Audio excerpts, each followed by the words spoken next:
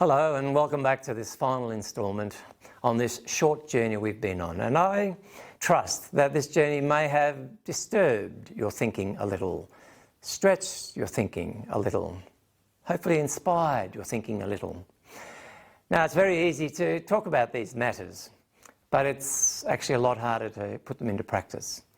So in this final video, most of the time will be left to you to workshop some of the ideas together. And this is what I am suggesting that you do. That to take 10 sheets of paper, we'll start with one, and format it like this, where on a sheet of paper, divide it into 2 columns, and put the title of one of the formational experiences, pillars, at the top. And one column is headed up in my home family, the other column is headed up in my church family. So, if your group is small, work around one pillar together. If your group is larger, work on some different pillars. Maybe rotate around some pillars. Or maybe spread this over a few times when your group gets together.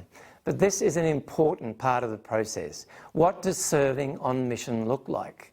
It's easier for me to throw out a few ideas, but in your context, where you live, in your culture, from your background, what could it look like? And as you brainstorm some ideas for both sides of the column, make them practical ideas.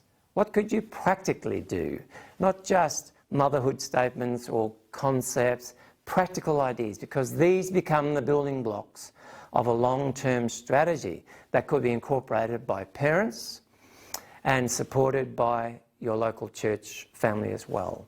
So, what could serving in mission look like within households on a day-by-day basis through the course of a year? And how could your gathered church celebrate that in some way through the course of the year?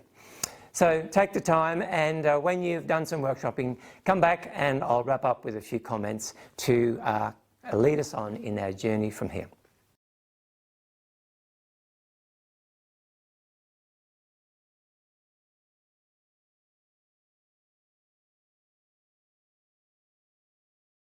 Well, I hope you found that productive, inspiring. I hope there's a few light bulbs going off.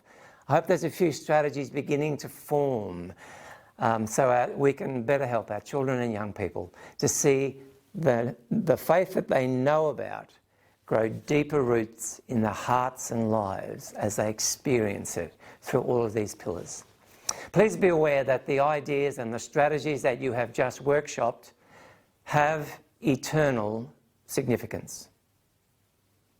I could invite you to continue this rethinking journey, but it's actually your children and your young people who need you to continue this journey.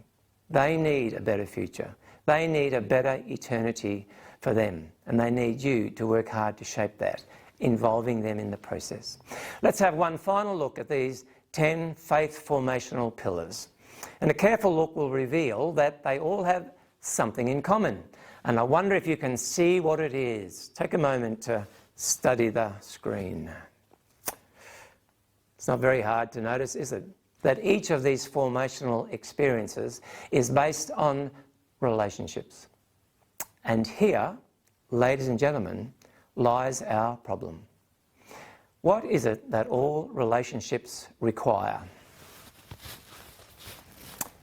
The answer is our most precious commodity, and it is time. There is an African saying which says, "You Westerners have watches, but we Africans have time." So much of our discipling strategy takes place in time-bounded spaces. There's a brief reading after the meal, 10 minutes we can squeeze in before our favourite television show begins. Or maybe a 1-hour program as we gather as a church on Saturdays or Sundays. Or maybe a 6 weeks course, and so it goes on. Any rethinking approach to discipleship must involve a rethinking of our approach to relationships and the priority with which we place on our time. I've had parents who say to me, "I know this is my responsibility, but I just don't have the time." Let me say that that's not the right response. We all have the time. It's whether we have the priority. Because what we determine as our priorities will determine how we invest our time.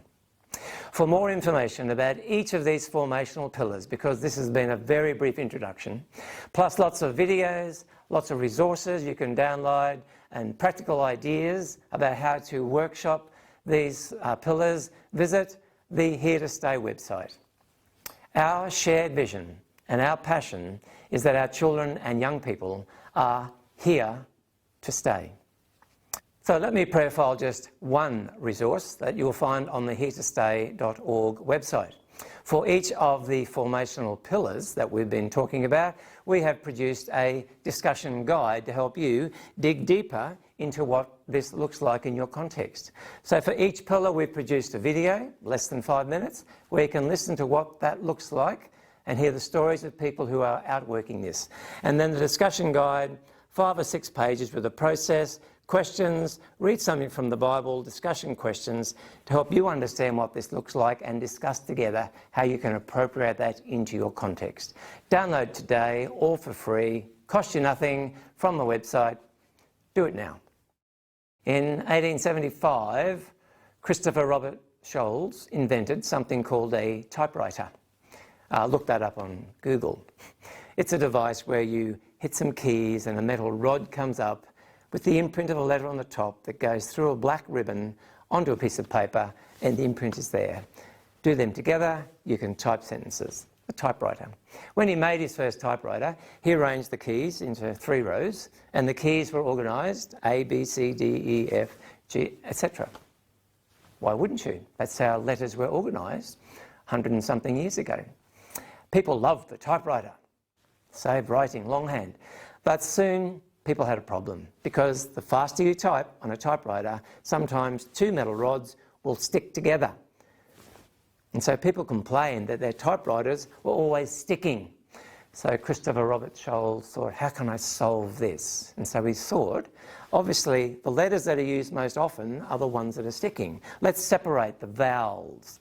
Let's put the vowels over on the weak letters. The A goes over here, and the E and the I and the O over here. So the weaker letters aren't hit as hard and as often, and we separate some of the letters that come together often as well. And so he arranged the letters Q, W, E, R, T, Y, and sold new typewriters and solved the problem. People were typing slower. But eventually people kept typing faster and faster, and the same problem resulted. And then we move into electronic typewriters where golf balls would spin around no matter how fast you type, they never jammed. And so when they invented electronic typewriters, they changed all the letters on the keyboards back to A, B, C, D. Actually, they didn't. The problem was solved, but the keyboard stayed the same. I wonder if every time you look at your keyboard, you might remember that you are looking at an old solution to an old problem. As we are involved in our discipling strategies, are we still investing our time into old strategies? Or are we, under the direction of the Holy Spirit, thinking creatively and differently to come up with new strategies, new ways to get better results? This is your challenge and mine. And last of all, I began by talking about the effect of being an evangelist and seeing 25,000 people coming to know Jesus every day, a long process taking forever.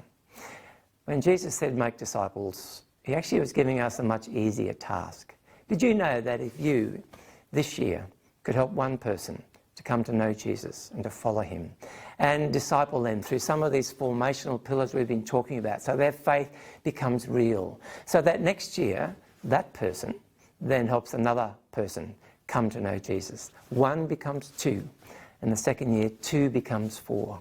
If that process continued, that discipling process continued, how long would it take for the whole world to come to know Jesus? The answer is about 32 years. Jesus said, as you are going, make disciples. So let's strive together for a future for our children and young people that helps them to do life well now and for the rest of their eternity.